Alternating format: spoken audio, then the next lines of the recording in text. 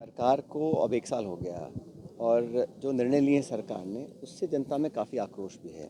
चाहे जो एक बार ज़िले जो बने प्रदेश में उन ज़िलों को जो निरस्त किया है उसमें काफ़ी जनता में आक्रोश है और सरकार से हम जवाब मांगेंगे सदन के अंदर पटन के ऊपर। उसके बाद इन्होंने जिस प्रकार से समीक्षा कर रहे हैं, जो स्कूल हम खोल चुके हैं इंग्लिश मीडियम वाले, सरकार को चाहिए और स्कूल खोलना।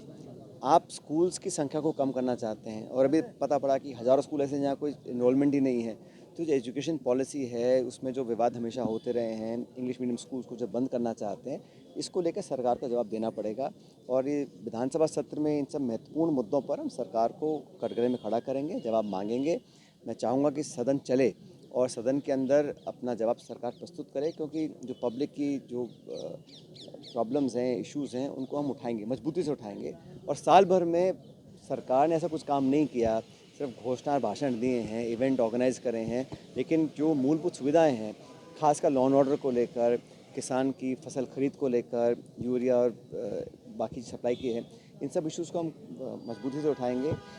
लेकिन 1 साल में जनता के बीच में जो विश्वास पैदा हुआ है, उसका जवाब हम सरकार से मांगेंगे सदन के अंदर। सर, जिस तरीके से एसआई एग्ज़ाम को लेकर काफ़ी विवाद की स्थिति बनी हुई है, एग्ज़ाम कैंसिल हो नहीं हो। ये सरकार पूरी तरह कंफ्यूज्ड है। सरकार के मंत्री बोलते हैं हम कैंसिल कराएंगे, सरकार बोलती कैंसिल नहीं कर सकते हैं। तो सरकार के अंदर जो गतिरोध चल रहा है उसका परिणाम जनता को भुगतना पड़ रहा है। एक स्पष्ट नीति होनी चाहिए, स्पष्ट निर्णय लेना चाहिए। इतने महीने हो गए इसको लटकाते हुए, पता नहीं पड़ रहा है कि सरकार चाहती क्या है। एसआई की भर्ती की बात हो या बाकी परीक्षाओं की बात हो, अनिश्चितता और अनिर्णय की जो स्थिति है उससे जनता में बहुत एक कन्फ्यूजन पैदा होता है। और क्योंकि सरकार में इतने सारे मल्टीपल पावर सेंटर बन चुके हैं, मंत्री कुछ बोलते हैं, सरकार कुछ बोलती है और जनता पिस रही है और इस तरह से मजाक बना हुआ है। तो स्टेट गवर्नमेंट को चाहिए अपनी नीति स्पष्ट करे।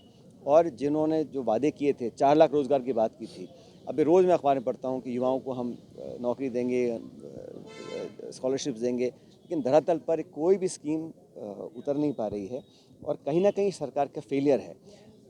स्टेट गवर्नमेंट की जिम्मेदारी होती है, जो आप चुनाव लड़े थे जिन मुद्दों को लेकर, उन मैनिफेस्टो में जो आपने पॉइंट्स रेज किए थे उनको पूरा करें।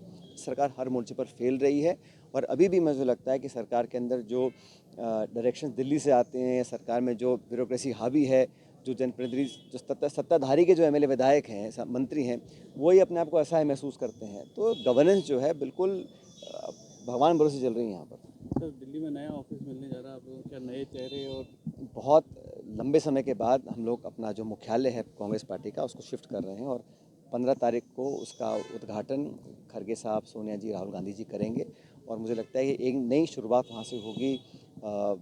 बहुत दिनों से चर्चा थी और फाइनली वो दिन आ गया जब कांग्रेस पार्टी का नया मुख्यालय पर हम सब लोग वहाँ पर शिफ्ट करेंगे और वहाँ से पार्टी का संचालन होगा। जैसा खड़गे जी ने कहा, 2025 जो है ये संगठन को ताकत देने का साल है।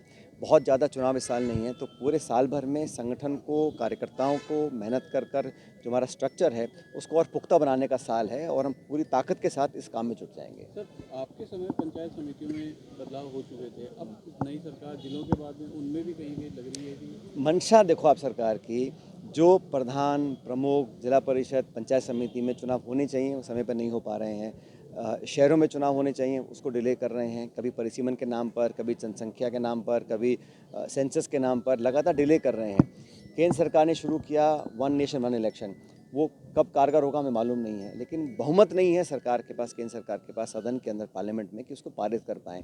तो हमेशा ही ये डिले करना टैक्टिक्स हैं कि भाई जनता का ध्यान डाइवर्ट रहे। आज मुद्दे हैं महंगाई के, अनएम्प्लॉयमेंट के, लॉ एंड ऑर्डर के, उस पर सरकार का ध्यान नहीं है।